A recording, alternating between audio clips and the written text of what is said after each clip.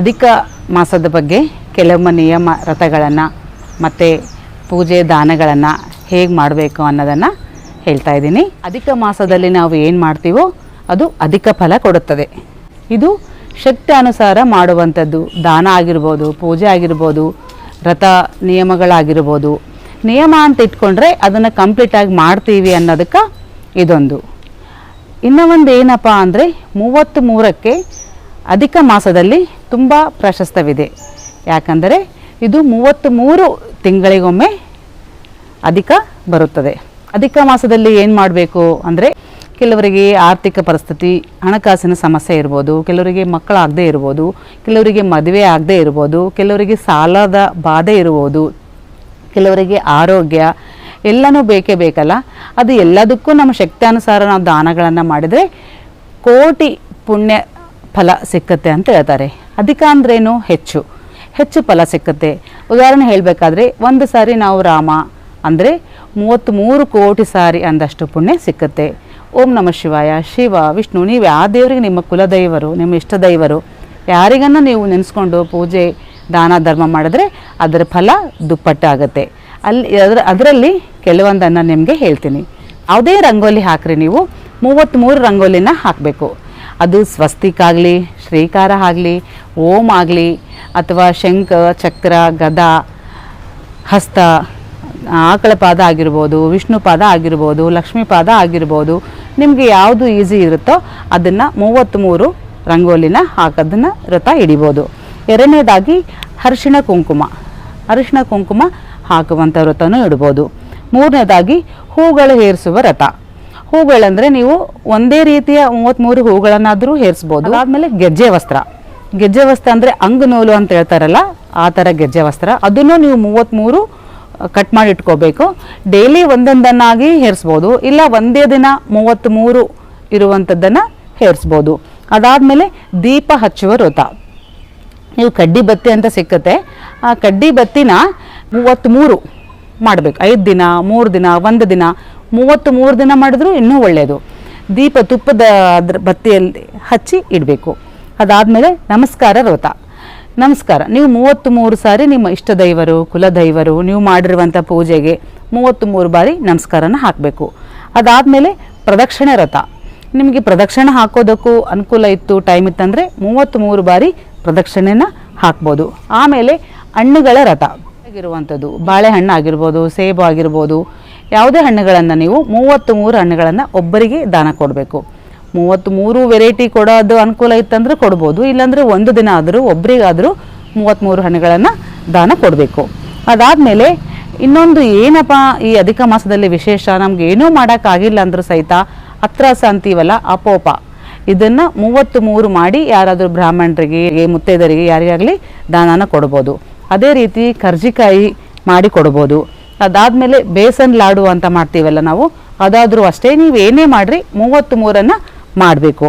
ಅದು ನಿಮ್ಗೆ ಮನೆಗೆ ಮಾಡೋಕೆ ಆಗಲ್ಲ ಅನ್ನೋದಾದರೆ ನೀವು ಸ್ವೀಟ್ ಹೌಸಲ್ಲಾಗಲಿ 33 ತಂದು ನೀವು ದಾನ ಕೊಡ್ಬೋದು. ನೀವು 33 ಜನರಿಗೂ 33 ಬಳೆ ಉಡಿಸ್ಬೋದು. ಇಲ್ಲ ನಮ್ಗೆ ಅನುಕೂಲ ಇಲ್ಲ ಅಂದರೆ ಒಬ್ರಿಗಾದ್ರೂ ನೀವು 33 ಬಳೆಗಳನ್ನು ಹಿಡಿಸ್ಬೋದು. ಅದಾದಮೇಲೆ ವಸ್ತ್ರದಾನ, 33 ಜನರಿಗೆ ವಸ್ತ್ರದಾನನೂ ಕೊಡ್ಬೋದು. ಇನ್ನೂ ಒಂದು ಏನಂದರೆ ಉಡಿ ತುಂಬೋದು, 33 ಜನಕ್ಕೆ ನೀವು ಉಡಿ ತುಂಬೋದು. ಅದಾದಮೇಲೆ ಡೈಲಿ ಒಬ್ರಿಗಾಗಲಿ ಜಡೆ ಹಾಕಿ, ಅಂದರೆ ಹೆರಳು ಹೇಳ್ತೀವಲ್ಲ, ಜಡೆ ಹಾಕಿ ಒಂದು ಹೂ ಮುಡಿಸ್ಬೇಕು 33 ದಿನ. ನೀವು ಅನ್ಕೋಬೋದು ಅಧಿಕ ಮಾಸ 33 ಬಂದಿರಂಗಿಲ್ಲ, ಇವ್ರು 33 ಹೇಗೆ, ಆಮೇಲೆ ಲೇಡೀಸ್ಗೆ ಮಂತ್ಲಿ ಪೀರಿಯಡ್ ಎಲ್ಲ ಇರುತ್ತಲ್ಲ, ಆವಾಗ ಹೇಗೆ ಅಂತ ಡೌಟ್ ಬಂದಿರ್ಬೋದು. ನಿಮ್ಗೆ ಅದ್ರ ಬಗ್ಗೆ ನಾನು ಕೊನೆಯಲ್ಲಿ ವಿವರಣೆ ಕೊಡ್ತೀನಿ. ಆಮೇಲೆ 33 ಜನರಿಗೆ ನಿಮ್ಮ ಶಕ್ತಿ ಅನುಸಾರ ಒಂದು ಬ್ಲೌಸ್ ಪೀಸ್ ಆದರೂ ಕೊಡ್ಬೋದು. ಇಲ್ಲ ನಮಗೆ ದೇವರ ಹಾಡುಗಳು ಬರ್ತಾವಂದರೆ 33 ದೇವರ ಹಾಡುಗಳನ್ನು ಹಾಡ್ಬೋದು, ದೇವರ ನಾಮದ ಹಾಡುಗಳನ್ನು ಹಾಡ್ಬೋದು, ಭಜನೆ ಹಾಡುಗಳನ್ನು ಹಾಡ್ಬೋದು. ಅದಾದಮೇಲೆ 33 ಆಕಳ ದಾನ. ಈಗ ಆಕಳ ದಾನ ಅಂತೂ ಕೊಡೋಷ್ಟು ಯಾರಿಗೂ ಇಲ್ಲಲ್ರಿ, ಅಟ್ಲೀಸ್ಟ್ ನಿಮ್ಮ ಶಕ್ತಿ ಇತ್ತಂದರೆ 33 ಬೆಳ್ಳಿ ಆಕಳ ದಾನನ ಕೊಡ್ಬೋದು. ಇಲ್ಲ ಅಂದರೆ ನಿಮಗೆ ಹಿತ್ತಳಿ ಇವೆಲ್ಲ ಸಿಕ್ಕುತ್ತಲ್ಲ ಈಗೆಲ್ಲ, ಆ ಥರ ಜರ್ಮನ್ ಬೆಳ್ಳಿ ಸಿಕ್ಕತ್ತೆ, ಆ ಥರದ್ದು ನೀವು ಆಕಳ ದಾನನ 33 ಜನರಿಗೆ ಕೊಡ್ಬೋದು. 33 ಒಬ್ರಿಗೂ ಕೊಡ್ಬೋದು. ಅದಾದಮೇಲೆ ವಿಷ್ಣು ಪಾದ ದಾನ, ಇದು ಬ್ರಾಹ್ಮಣರಿಗೆ ಕೊಡಬೇಕು. ಯಾಕಂದರೆ ಇದು ಯೂಸ್ ಆಗೋದು ಬ್ರಾಹ್ಮಣ್ಸ್ಗೆ. ಹಾಗಾಗಿ ನೀವು ವಿಷ್ಣು ಪಾದ ಅಂತ ಸಿಕ್ಕುತ್ತೆ, ಅದನ್ನು ನೀವು 33 ದಾನವಾಗಿ ಕೊಡ್ಬೋದು. ಆಮೇಲೆ ಮರದ ಬಾಗಿಣ ಸಹಿತ ನೀವು 33 ಜನರಿಗೆ ಕೊಡ್ಬೋದು. ಅದಾದಮೇಲೆ ದೀಪಗಳ ದಾನ. ಯಾಕಂದರೆ ದೀಪ ಬೆಳಕಲ್ಲ, ನಮ್ಮ ಜೀವನ ಬೆಳಗಬೇಕು, ಅಷ್ಟೇ ಪುಣ್ಯ ನಮಗೆ ಸಿಗಬೇಕಾಯ್ತಂದರೆ 33 ದೀಪಗಳನ್ನು ನೀವು ಯಾರಿಗಾದರೂ ದಾನವನ್ನು ಕೊಡ್ಬೋದು. ಇನ್ನೊಂದು ಏನಪ್ಪ ಮುಖ್ಯ ಅಂದರೆ ಈ ಅಧಿಕ ಮಾಸದಲ್ಲಿ ನಮ್ಮ ಮಗಳು, ಅಳಿಯ ಇವರು ಲಕ್ಷ್ಮಿ ಮತ್ತು ವಿಷ್ಣು ಸ್ವರೂಪ ಅಂತ ಹೇಳ್ತಾರೆ. ಅವರಿಗೆ ನೀವು ನಿಮ್ಮ ಶಕ್ತಿ ಅನುಸಾರ ವಸ್ತ್ರದಾನ ಆಗಿರ್ಬೋದು, ಅದು ಬಟ್ಟೆ ಮಾಡ್ಬೋದು, ಬೆಳ್ಳಿ ಬಂಗಾರ ಈ ದಾನ ಮಾಡ್ಬೋದು, ಕೊಡಿಸ್ಬೋದು. ಇಲ್ಲ ನಮಗೆ ಏನೂ ಶಕ್ತಿ ಅನುಸಾರ ಇಲ್ಲ ಅಂತಂದರೆ ಒಂದು ಪ್ಲೇಟ್, ರಾಗಿ ಪ್ಲೇಟ್ ಆಗಲಿ ಹಿತ್ತಾಳೆ ಪ್ಲೇಟ್ ಆಗಲಿ ತೊಗೊಂಡು ಅದರಲ್ಲಿ 33 ಅತ್ರಸ, 33 ಹಣ್ಣು, 33 ಕರ್ಜಿಕಾಯಿ, ನಿಮಗೆ ಯಾವುದು ಶಕ್ತಿ ಅನುಸಾರವಾಗಿ ಅದನ್ನು ಮಗಳು ಹಳೆಯಾಗೆ ಕೊಡ್ಬೋದು. ಆಮೇಲೆ ಮೊಮ್ಮಕ್ಕಳು ಇರ್ತಾರಲ್ಲ, ಗಂಡು ಹುಡುಗ ಆಗಿರ್ಬೋದು, ಹೆಣ್ಣು ಹುಡುಗಿ ಆಗಿರ್ಬೋದು, ಹೆಣ್ಣು ಹುಡುಗಿದ್ರೆ ಬಳೆಯನ್ನು ತೊಡಿಸ್ಬೋದು. ಇಲ್ಲಾಂದರೆ ನೀವು 33 ಮುತ್ತಿನ ಸಿಗ್ತಾವಲ್ಲ, ಮುತ್ತನ್ನು ಸಹಿತ ನೀವು ಒಂದು ಬಟ್ಲ ಅಥವಾ ಪ್ಲೇಟಲ್ಲಿ ಹಾಕಿ ದಾನನ ಕೊಡ್ಬೋದು. ಇಲ್ಲ ಅವಳ ಸಿಗ್ತದಲ್ಲ, ಅವಳನ್ನು ನೀವು 33 ಹಾಕಿ ಒಂದು ಬಟ್ಲ ಅಥವಾ ಪ್ಲೇಟಲ್ಲಿ ಹಾಕಿ ದಕ್ಷಿಣೆ ಸಹಿತ ತಾಂಬೂಲ ಸಹಿತ ದಾನನ ಕೊಡಬೇಕು. ಅದೂ ಇಲ್ಲ ಅಂದರೆ ನಿಮಗೆ ಡ್ರೈ ಫ್ರೂಟ್ಸ್ ಇರುತ್ತಲ್ಲ, ಗೋಡಂಬಿ ಆಗಿರ್ಬೋದು, ಬಾದಾಮಿ ಆಗಿರ್ಬೋದು, ಡ್ರೈ ಫ್ರೂಟ್ಸನ್ನು ಸಹಿತ 33 ಎಣಿಸಿ ದಾನನ ಕೊಡಬೇಕು. ಎಲ್ಲರಿಗಿಂತ ಇನ್ನೊಂದೇನು ದೊಡ್ಡ ದಾನ ಅಂದರೆ ಕುಂಬಳೆಕಾಯಿ ಅಂತಾರಲ್ಲ, ಅದು ಭೂಮಂಡಲಕ್ಕೆ ಸಮಾನ ಅಂತ. ಆ ಕುಂಬಳೆಕಾಯಿಯನ್ನು ನೀವು ಅದರ ಮೇಲೆ ಬಂಗಾರದ ಚೂರಾಗಲಿ ಇಲ್ಲಾಂದರೆ ಗಂಧದ ಚಕ್ಕೆ ಆಗಲಿ ಅದರ ಮೇಲೆ ಇಟ್ಟು ನೀವು ಯಾರಾದರೂ ಬ್ರಾಹ್ಮಣರಿಗೆ, ಸ್ವಾಮಿಯರಿಗೆ ದಾನನ ಕೊಟ್ಟರೆ ಭೂದಾನ ಮಾಡಿದಷ್ಟು ಪುಣ್ಯ ಸಿಕ್ಕುತ್ತೆ ಅಂತ. ನಾನು ಲಾಸ್ಟಲ್ಲಿ ಹೇಳಿದ್ನೆಲ್ಲ ನಿಮಗೆ. ಮಕ್ಕಳಾಗದೇ ಇರೋರು ಏನು ಮಾಡಬೇಕು ಅಂತ, ಮಕ್ಕಳಾಗದೇ ಇರೋರು ಗಿಟ್ಕ ಕೊಬ್ಬರಿ ಅಂತ ಬರುತ್ತೆ, ಅಂದರೆ ತುಂಬಿದು ಒಣ ಕೊಬ್ಬರಿ ಬರುತ್ತೆ. ಅದನ್ನು ಮೇಲ್ಗಡೆ ಸ್ವಲ್ಪ ರಂಧ್ರ ಥರ ಮಾಡಿ, ಅಂದರೆ ಓಪನ್ ಮಾಡೋಕ್ಕೆ ಬರಂಗ ಮಾಡಿ ಅದರೊಳಗೆ ಅಕ್ಕಿಯನ್ನು ತುಂಬಬೇಕು. ಅಕ್ಕಿನ ತುಂಬಿ ಅದರೊಳಗಡೆ ಒಂದು ಚಿಕ್ಕ ಕೃಷ್ಣನ ಇಡಬೇಕು. ಅಂಬೆಗಾಲಲ್ಲಿರ್ತದಲ್ಲ ಸಣ್ಣ ಕೃಷ್ಣ, ಆ ಕೃಷ್ಣನ ಇಟ್ಟು ಅದಕ್ಕೆ ನೀವು ಗೆಜ್ಜೆ ವಸ್ತ್ರ, ಅರಿಶಿಣ, ಕುಂಕುಮ, ಗಂಧ, ಉದಿನ ಕಡ್ಡಿ, ದೀಪ ಧೂಪ ಎಲ್ಲ ಮಾಡಿ ಪೂಜೆನ ಮಾಡಬೇಕು.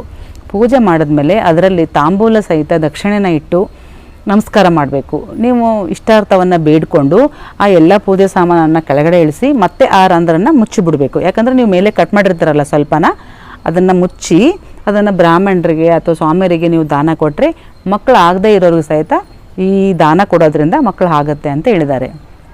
ಇನ್ನೂ ಒಂದು ಏನು ಹೇಳಿದೆ ನಾನು, ಸಾಲ ಬಾಧೆ ಇರೋರಿಗೆ ಅಂತ ಹೇಳಿದೆ.